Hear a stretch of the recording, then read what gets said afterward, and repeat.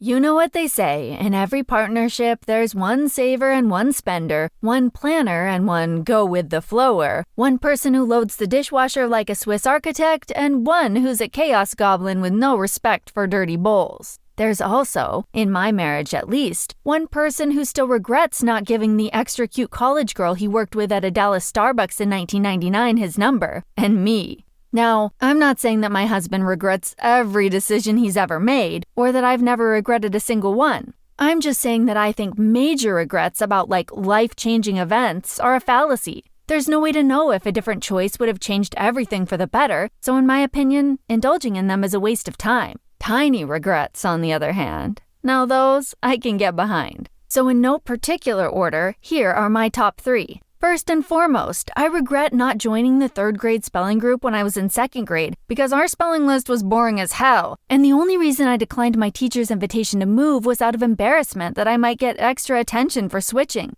And let me tell you, now that I'm a 40-something mom of 3, I'm pretty sure I could walk through the grocery store butt naked and no one would look, so a little extra attention in life seems like a very welcome change. Secondly, I also regret the time that I was quite visibly pregnant with my first child, and my husband and I went to buy a new truck, and I told the salesman that one of the showroom models was ugly because it was, and I quote, dog penis red, and he looked at me with unimaginable horror. I guess he thought that I was supposed to act more refined since I was knocked up. Although considering the fact that I spent the latter half of my pregnancy barf burping with half my lunch spilled down the front of my shirt because I couldn't get close enough to the table to eat properly, I do think the salesman's expectations were misplaced. But the way he looked at me was so deeply embarrassing that I do wish I'd swallowed my words, especially since we bought the truck despite its phallic color, and then he really thought I was a freak. And finally, my biggest regret in life stems from an incident that happened in high school when I worked at a local bead shop on Sundays that also had a small video rental section in back that included a few adult titles. No one ever rented anything.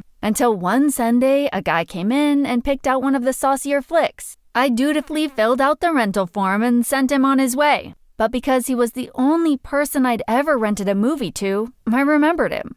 So when he came in several months later to rent yet another salacious film, I filled out the form from memory without asking his personal details. And it lives on in my mind as one of the most painfully awkward moments of my entire existence. Although I was only 16 and he was probably in his 30s, I think I made the guy blush when I jotted down his address from memory. So Gary Olson of K Avenue, if you're still out there, don't worry. I've forgotten everything. We never met. I certainly wouldn't still recognize you. And Debbie never even did Dallas in the first place, which is probably a good thing, or my husband might regret not giving her his number too.